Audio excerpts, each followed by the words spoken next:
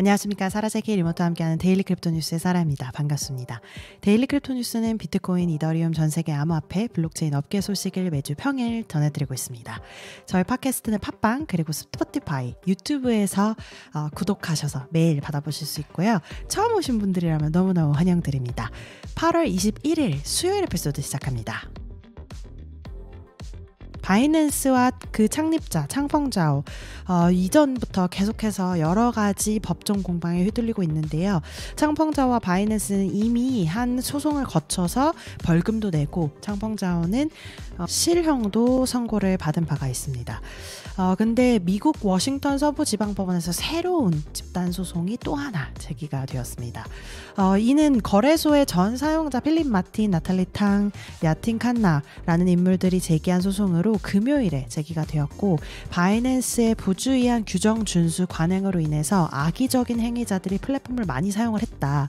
그리고 또 훔친 암호화폐로 세탁까지 했다. 자금 세탁까지 했고, 이로 인해서 미국 사용자들 입장에서는 심각한 재정적인 피해를 입었다라는 주장을 하고 있습니다.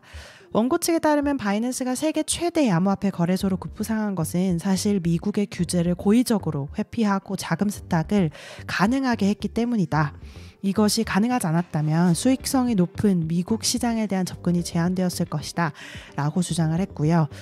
사실은 2017년 바이낸스를 설립한 창펑자오가 법규 준수보다는 회사의 이익을 우선시하면서 미국 사용자들의 간접적인, 직간접적인 피해를 주었다라고까지 주장을 했습니다. 이러한 바이낸스의 자금 세탁 관련된 규제 당국의 자금 세탁 방지 관련 규정 준수를 하지 않았다는 주장들은 많이 제기가 되었던 부분입니다. 사실 그 어느 암호화폐 거래소들도 이러한 소송에서 좀 벗어나기 어려운 것이 사실인데요. 그럼에도 지금 미국에서는 조금 더 심각하게 좀 치러지고 소송이 또 제기되고 있는 것으로 확인이 됩니다. 사실 그냥 일반적으로 살펴봤을 때는 거래소 사용자들이 뭐 얼마나 큰 그렇게 피해를 입었을 것이냐라고 생각해 볼 수 있겠지만, 법적인 공방으로 들어가게 되면 또 사실 다른 이야기이기 때문에 뭐 이런 소송 제기 자체가 가능했다는 거는 뭔가 문제가 있었다는 것이겠죠. 어떤 식으로 이 소송이 좀 진전이 있을지 계속해서 보고 드리겠습니다. 여러분들 솔라나 네트워크에서 많은 앱들 사용하고 계실 텐데요. 그 중에서도 요새 특히 또 핫한 예측 플랫폼, 블록체인 기반 예측 플랫폼에 대한 인기가 커지면서 솔라나에서도 관련된 프로젝트들이 하나 둘씩 생겨나고 있습니다. 이번에 소개드릴 프로젝트는 사실 드리프트 프로토콜이라는 프로젝트인데요. 솔라나에 기반을 둔 탈중앙화 거래소입니다.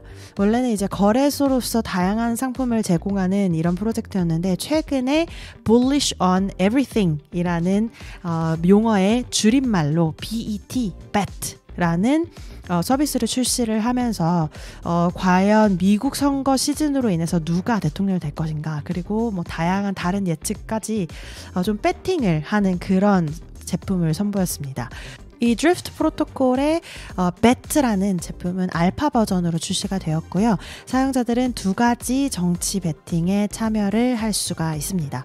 당연히 이제 도널드 트럼프가 다시 대통령이 될 것인가, 혹은 카멜라 해리스가 대통령이 될 것인가 관련된 배팅을 하는 그런 상황이고요. 현재로서는 도널드 트럼프가 51%, 그리고 카멜라 해리스가 69% 가능성으로 선거에 당선될 것이라고 예측을 하고 있는 상황입니다. 여러분들 예측 게임 좋아하시면 한번 참여해 보실 만하고요. 지금 현재 드리프트에서는 굉장히 많은 배팅이 이루어지고 있고, 이 배트라는 예측 시장 출시 후에 첫 24시간 동안 총 350만 달러 이상의 유동성, 리퀴디티가 이미 들어가 있는 상태입니다. 그러면 우리가 미국 대선 관련된 예측 게임으로 유명했던 폴리마켓과는 드리프트의 배트가 어떤 차이점이 있는지 좀 궁금하실 텐데요. 폴리마켓 같은 경우는 폴리곤에 존재하는 반면에 배트는 솔라나에 존재한다는 점입니다. 사실 드리프트에 따르면 배트는 다른 블록체인 네트워크에 비해 솔라나를 이용하기 때문에 더 빠르고 저렴한 비용으로 배팅을 할 수 있다, 참여를 할 수 있다, 이렇게 이야기를 하고 있고요. 드리프트 배트 이 플랫폼 서비스가 출시가 된 이후에 드리프트의 거버넌스 토큰 DRIFT 가격 역시 가치가 급등을 했고요. 현재 기준으로 코인마켓캡을 보시면 0.4495달러에서 거래가 되고 있습니다.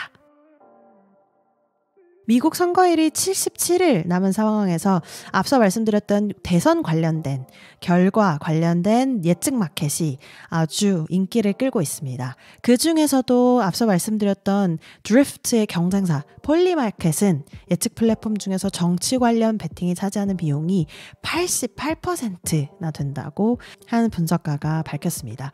이는 바로 암호화폐 벤처캐피털 원 컨퍼메이션의 전 대표 파트너인 리처드 첸이 수집한 데이터에 따른 결과인데요. 폴리마켓의 거래량의 88%가 선거 관련 시장에서 발생을 했다고 하고 또 과거 11월 대선 이 얼마 남지 않았던 1월 같은 경우 폴리마켓의 월간 거래량 중 정치 관련 베팅이 55%를 차지한 기록도 있다고 합니다.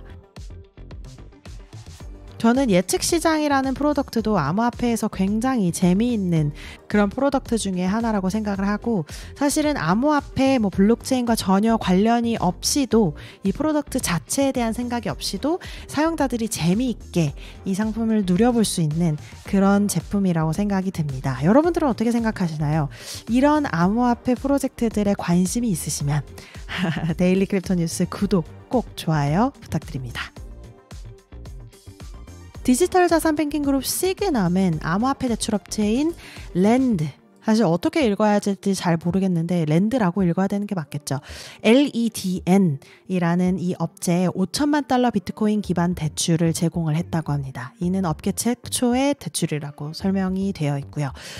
화요일에 발표에 따르면 토론토에 본사를 둔 이 랜드라는 업체는 이 현금을 소매 대출 사업을 성장시키는 데 사용할 것으로 계획을 밝혔습니다.